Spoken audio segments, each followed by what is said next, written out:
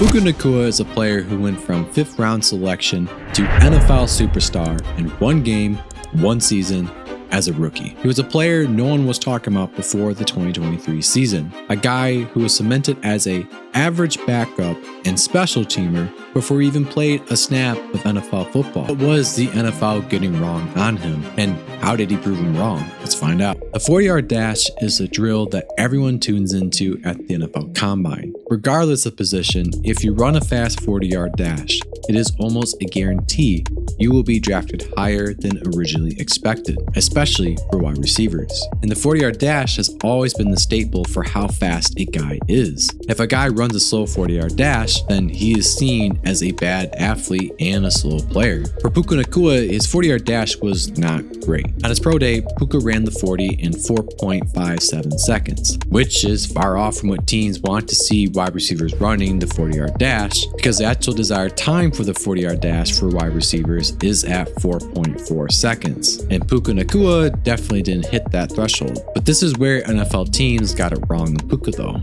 And fun fact, it's not just Puka Nacua. There are plenty of examples of receivers who ran a slow 40 only to light up the NFL landscape during their NFL career. You see, measuring Puka's speed with the 40-yard dash is a cataclysmic mistake, because despite Puka Nacua's slow 40-yard dash, he was actually one of the fastest players for in-game speed in his draft class. In fact, Puka Nacua was rated to be as fast as Malik Neighbors and faster than Marvin Harrison Jr. for in-game speed. You may be thinking, how the heck do I know that? Where did I learn that? And how is that even true? Well, Pro Football Focus recently announced their new game athleticism score called GAS. What this measures is a player's in-game speed, acceleration, and change of direction using computer vision technology. It's really similar thinking to what Next Gen Stats uses for their chips and the shoulder pads of players, but the mathematical calculations are fairly different from one another, and the overall purpose as well. While you and I can look at GAS metrics, Pro Football Focus did mention 3 players who had outstanding rookie seasons with extremely high GAS score coming to the NFL. Puka Nacua was one of those 3.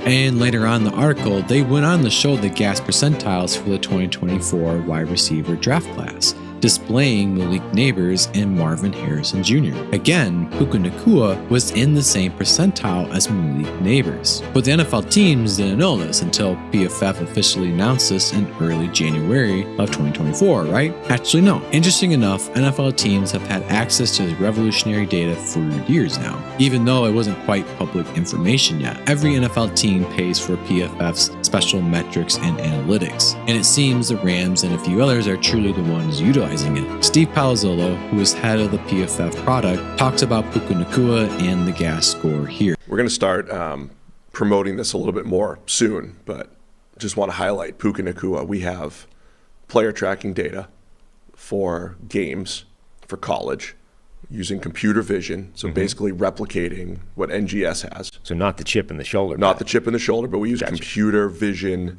technology. And not only do you get top speeds and all those fun stuff, all those fun things you see from NGS, but we've created our own athleticism score. And Puka was like a 92nd, 93rd percentile athlete using game speeds, using game movement. And so because he's doing great, we will promote the heck out of that.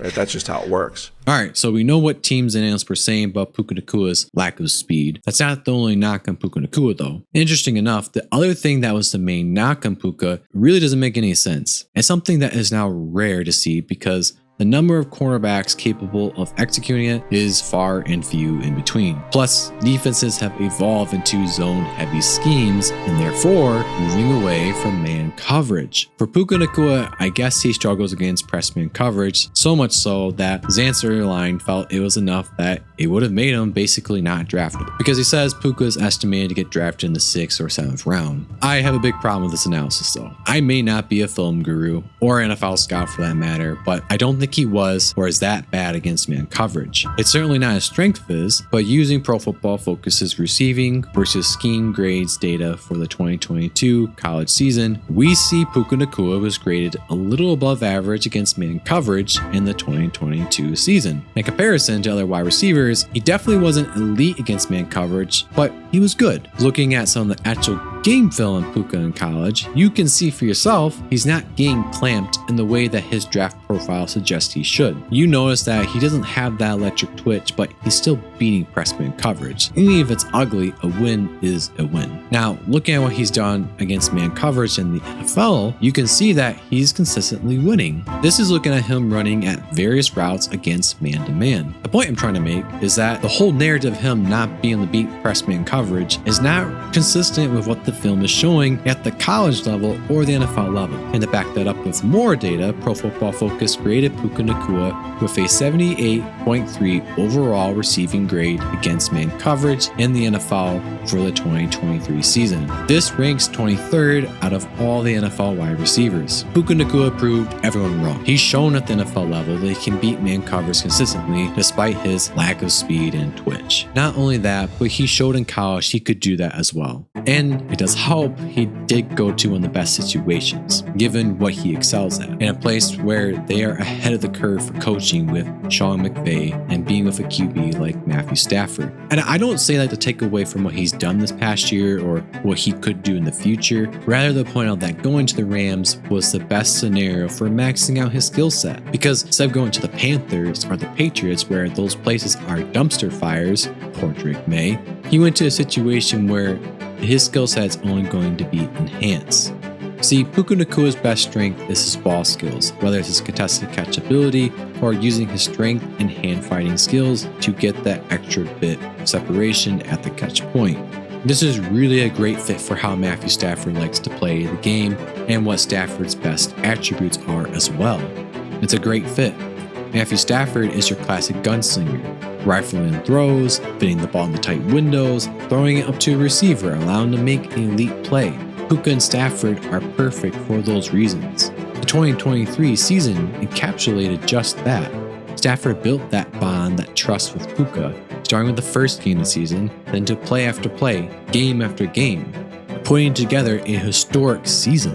It doesn't end there though with Stafford and Puka Nacua. Sean McVay and Puka Nacua are great fits for one another too. Puka is famous for his incredible contested catches and really playmaking ability. But what he also excels at is running jet sweeps, misdirection, and being set in motion as well. All of which McVay is known for with his scheme and how creative he's starting to get with his play calling.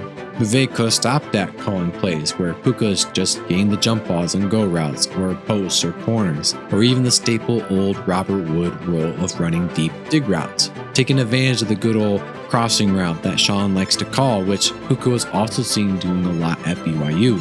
McVay steps it up to the next level, putting Puka Nacua in a place where he's doing everything he's great at, but also taking advantage of his athleticism, like setting him into motion, which is something that is unique to the NFL speed right now. You see that a lot with the Shanahan, McVay, Ben Johnson now tree with receivers. Early on in the season, you saw McVay calling plays that were setting Puka in motion to take advantage of his athleticism and helping him adjust to the NFL. Puka didn't just prove everyone wrong with having a good season. Puka Nacua had an insane, superstar level season as a rookie, breaking multiple records. It was special and one of a kind, that's for sure. And Puka is legitimately going to be a superstar for years to come. So if you enjoyed the video, join the growing community here, subscribe for more content, like the video as well, and comment what you think Puka Nacua is going to do next year. And check out this video where it talks not just the vanilla reasons why the Falcons drafted Penix, like, oh, he's their future, yeah. Also hit on some other critical points as well.